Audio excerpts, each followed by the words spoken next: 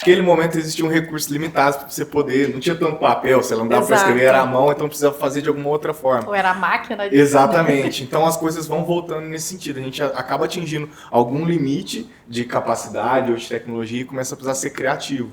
E às vezes é melhor, né? E é o processo natural, inclusive, né, nesse campo de foresight, de olhar às vezes como a sociedade funcionava há algum tempo atrás, o que tem de produtivo que a gente deixou de lado daquela época e como é que a gente reaproveita isso agora num contexto que faça sentido. Então esse é um exercício que ele é natural de se acontecer, né? Eu, enquanto pesquisador também, né? Eu tô indo muito longe, eu tô indo no Império Islâmico Medieval para entender novas formas de organização de sociedade, de desenvolvimento econômico, para pensar outras alternativas, que tem uma perspectiva diferente. Quer dizer que eles estavam 100% certos? Não, mas pelo menos uns 50% das coisas que eles faziam prestavam para alguma coisa, sabe? E aí agora dá para se recuperar de alguma maneira ou propor. Então eu descobri que a forma, por exemplo, de transmissão de conhecimento do Islã, a maneira como eles aprendem, por exemplo, a Shirley e a Nayara são as mestras. E aí eu sou um aluno de vocês e o Felipe é um aluno meu. O Felipe ele precisa aprender o que eu produzi, o que você produziu, o que a Shirley produziu, só que saber nomear qual que é a diferença, qual que é a minha contribuição, qual que é a sua e etc. Então isso numa cadeia, numa linhagem de séculos, assim. Então é um pouco diferente. E aí fui descobrir que é parecido a forma como hoje as inteligências artificiais fazem a validação para não alucinar. Por exemplo, o estilo de transmissão de conhecimento, de busca de informação, tem muita semelhança, assim. Então, nada, de novo, né, a lei de Lavoisier, né, na natureza nada se cria, nada se perde, tudo se transforma. Então, é realmente nesse sentido que a gente vai caminhando, mas acho que é esse olhar. O profissional que consegue ter essa atenção e essa curiosidade, saber como que funcionava o universo da advocacia, por exemplo, ou da consultoria, há 50 anos atrás, 60 anos atrás, será que ele estava 100% errado ou que eles faziam alguma coisa melhor do que a gente faz hoje? Como é que a gente pode fazer essa ponte para o momento de agora?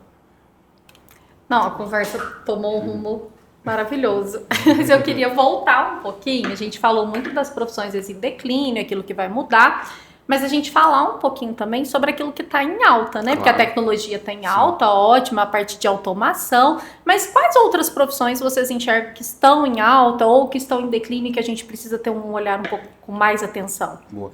Essas pesquisas, esses estudos que a gente cita, um deles, o Tom citou bem rapidinho, que é o Fórum Econômico Mundial, ele acontece na Suíça.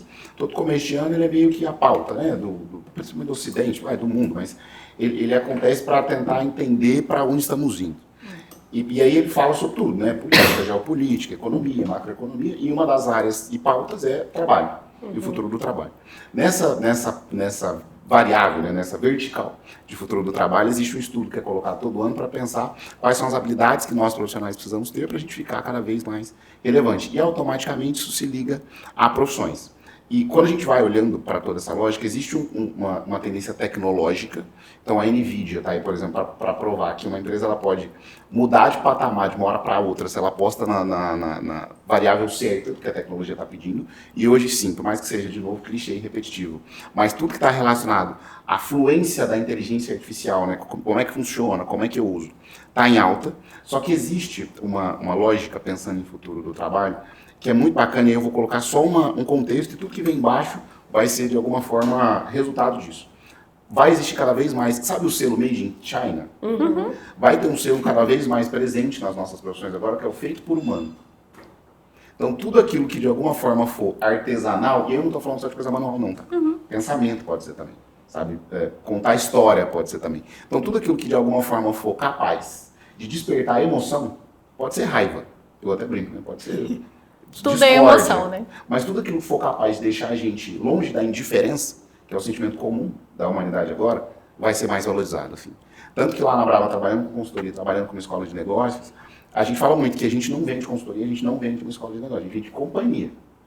Para o mercado corporativo, que está cada vez mais cinza, tedioso, chato, a gente vende a adrenalina, a aventura, a realização, a possibilidade de criação. Então, tudo aquilo que for no selo feito por humano, sabe, eu olhando no seu olho, olhando no seu, isso vai ser valorizado. Isso vale para a advocacia também, obviamente. Assim. Então, se eu sentar aqui e eu souber que existe um ser humano do outro lado que está me ouvindo, e tudo que eu estou falando é bem óbvio, né? Mas pensa, qual foi a última vez que vocês se sentiram ouvidas, de verdade, vistas, mesmo? Tudo aquilo que despertar essa sensação vai ser mais valorizado. Acho que é aquilo que está relacionado também, né, com a gestão de pessoas, com a saúde mental, isso tudo também acaba estando em alta. O mercado da saúde está muito em alta, todo ele. Tá? Então, saúde mental, saúde física, a longevidade, saúde social é uma outra discussão muito presente em todas as pesquisas atualmente. Está muito relacionada à saúde das nossas relações. Então, lugares que lembram a gente da tal da convivência. Então, por exemplo, café, sabe? Tudo aquilo que de alguma forma aproxima as pessoas. Cafézinho superfaturado. Eu tô amando essa ideia de futuro que vocês estão Está em falando. alta. Academia está em alta, sabe? Então, tipo assim, tudo aquilo que está relacionado a gente. Fala mais, crossfit, corrida coletiva. Mas vamos lá. sério, tipo assim, a gente vai valorizar muito educadores físicos. Que coisa boa. Sabe o que é louco, né? Então, tudo isso de alguma forma está nesse momento. Mas até nos programas que a gente tem visto, assim, fazia muito tempo que eu não via um reality show tão em alta como o BBB tá agora. E eu acho que vem também nessa parte cultural de que as pessoas estão carentes. E ali vocês estão vendo pessoas reais, estão se relacionando. Fazia muito tempo que eu não vi um BBB tão em alta quanto esse agora, mas outros reality shows também. A gente tem A autenticidade muitos. está em alta. Sabe, tipo assim, a capacidade... Esse dia eu estava conversando num nível pessoal, assim, mas até no exercício terapêutico, assim, pessoas que estão dispostas a desagradar estão em alta. E a gente vê que, assim, o que realmente, quando a gente pensa em futuro dessas questões das profissões, são aquelas profissões que dão a possibilidade de apresentar um estilo de vida diferente para o mundo, assim, um estilo de trabalho diferente para o mundo, que isso conecta, isso atrai. Então, se a gente pegar o TikTok, por exemplo, das formas de consumir conteúdo que está mais em alta, por exemplo, é pegar uma mulher ou um homem que está no interior, lá na roça, lá, e ele cozinha, e ele faz um monte de coisa, vivendo a vida, sabe? Então, tipo assim, um produtor rural, sabe? Ou se não, enfim, que seja um advogado, ou que seja um educador físico, mas aquelas pessoas e aquelas profissões que dão esse entendimento de que ter aquele trabalho faz você ter um estilo de vida legal, um estilo de vida mais leve, ou mais real, né, Tom? realizador, Distante daquela exatamente. coisa que tava também muito embalado, uma vida perfeita, né? Tudo muito assim, cinematográfico, muito redondo. Vida real tem atraído a gente, né? Exato. Talvez por isso as pessoas estejam assistindo o BBB, para ver vida real, ver gente de verdade, né? Exposto também às fragilidades. Exatamente. Então, assim, todo esse qualquer profissão, né? O Felipe tem um comentário, a gente está falando de Copa do Mundo, tá chegando e tal. Então, assim, hoje os jogadores eles não querem serem jogadores de futebol, eles querem ter a vida de um jogador de futebol, que é esse estilo de vida, mas não quer o esforço e etc. Mas isso é uma tendência. Quando você consegue conciliar as duas coisas, você se sente realizado fazendo aquela atividade, independente de qual seja. Mas você gosta daquele estilo de vida por trás. Então, tipo, tudo aquilo que não aparece, às vezes, no dia a dia, na hora que você está em evidência, você vai estar ali de forma mais original, mais inteira. Mas acho que as profissões que estão em alta são aquelas que têm a capacidade de transmitir cultura, sabe? De transmitir o jeito de ser, de transmitir uma visão de mundo e que seja diferente dessa que já está pasteurizada, que parece muito perfeita, cinematográfica, industrial. Então, tudo aquilo que tem de verdade. Eu acho que todas as profissões, elas têm essa capacidade, sabe? Desde que se olhe da perspectiva correta. Todas as profissões têm a sua beleza, têm o seu impacto na sociedade, mas que precisa ter esse olhar. Se for seguir só aquilo que, para parecer que está bonito, dificilmente vai realmente ser efetivo, sabe? Eu ia falar, às vezes, da necessidade do profissional se adaptar, né? Mas eu acho que, e aí, assim, já entrando nessa adaptação, um primeiro passo seria ele realmente gostar do que ele faz, não fazer por fazer, ele buscar o propósito dentro do que ele faz, que a gente acaba voltando nisso.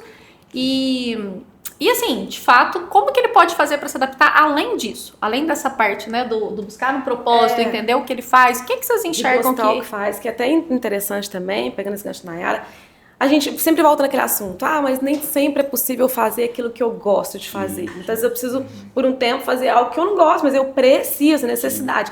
Como que a gente concilia tudo isso? Essa pergunta é maravilhosa.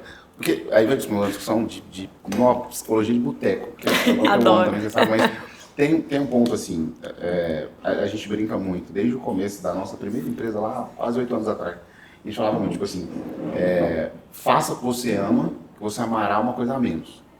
Sabe, assim, trabalho que você ama.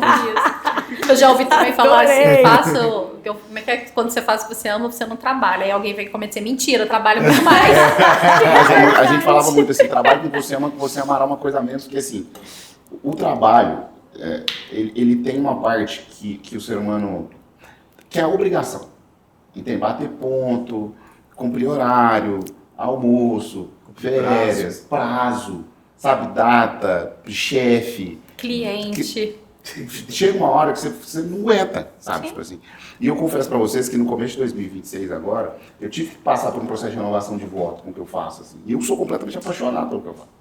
Imagina quem não suporta, sabe? Eu fico me colocando nesse lugar, às vezes. Ô, Felipe, até fazer um parêntese. Importante entender que quem gosta, quem ama o que faz, também cansa. Nossa. Também esgota. E às vezes tem um julgamento muito grande. Nossa, porque tá fazendo o que eu não gosto. Nossa, tá fazendo com amor. Não, peraí. Por trás de todo o CNPJ tem vários CPFs e a gente tem dores, né, que são humanas. Cara, isso, E momentos de vida diferentes. Exatamente. Eu confesso pra vocês assim, cara, eu vivi 7 anos de brava, assim, sabe?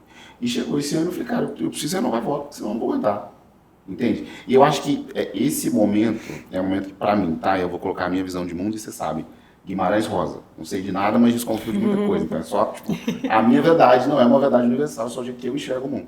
Pra mim, esse processo de renovação de voto ele é um processo de reflexão, no sentido de o que faz sentido pra mim, o que não faz. E aí tem 2 perguntas, e essas perguntas são realmente, tipo assim, repetidas na minha cabeça porque eu gosto de fazer elas. Eu acho que todo profissional deveria fazer, que é, que tipo de ser humano eu quero ser? Sabe, tipo assim, que tipo de mundo eu quero criar? E aí eu tenho que entender, o meu trabalho está sendo uma manifestação disso. E a segunda tem que ser, o que eu quero fazer melhor? E aí entra no que você está dizendo, assim. Eu acho que, respondendo a primeira parte, uma coisa que sempre me ajuda é não ficar nesse romantismo, por mais que eu seja, de fazer o que amo o tempo todo, assim. É tentar achar sentido naquilo que faz. E o que me ajuda? Toda vez que eu entendo que eu estou ajudando a transformar a história de alguém. Ontem eu estava nessa palestra da Taurus que eu estava contando para vocês no off aqui, um cliente novo da Brava, e fazendo uma palestra para toda a empresa, eram mais ou menos umas 30 pessoas, e tinha motorista de caminhão, tinha galera do chão de fábrica e tal, e tinha um cara que estava literalmente com a roupa do chão de fábrica. Depois de fazer a palestra, ele veio me mostrar o filho dele de 14 anos, que é autista nível 3, e ele super orgulhoso, porque o menino tinha feito um desenho, assim, sabe? Isso é massa. Entende? Tipo assim, nessa hora eu entendi. É para isso que eu começo, assim. E aí o que me ajuda é sempre voltar pro começo, assim, sabe? Eu comecei por quê? Entende? Quando era só o quarto da minha madrinha, lá um 3x3, que cabia só 2 mesinhas, eu e o Tom e Kaiser. E livro também. Essa cerveja, né? Tinha livro, né? Aí eu lembro, cara, a gente começou por quê? Então isso me ajuda, sabe? Não é ficar só no, eu quero fazer o que eu amo, não. É tipo, é também amar o que eu faço. Entende? E aí te respondendo, eu acho que tem uma outra lógica, que é, ao responder o que eu quero fazer melhor, tem o lance da requalificação, sabe? Da reciclagem. Eu gosto demais de focar no aprendizado também, porque eu acho que o aprendizado, ele tem uma sensação, que é a sensação do vinho na sexta-feira, assim, sabe quando seu cérebro se expande de tamanho? Sabe, tipo assim, quando você, sei lá, conversa com alguém que você nunca conversou, e a pessoa te fala um negócio que você fala assim, cara, eu não sabia disso, tipo esse lance do slam, sabe? Eu acho isso maravilhoso, porque eu acho que o aprendizado, ele traz um lance que é humano e necessário, que é transformação. E aí tem uma máxima de aprendizado que diz o seguinte, eu só aprendo e mudo aquilo que eu acho que eu sou capaz de aprender e de mudar.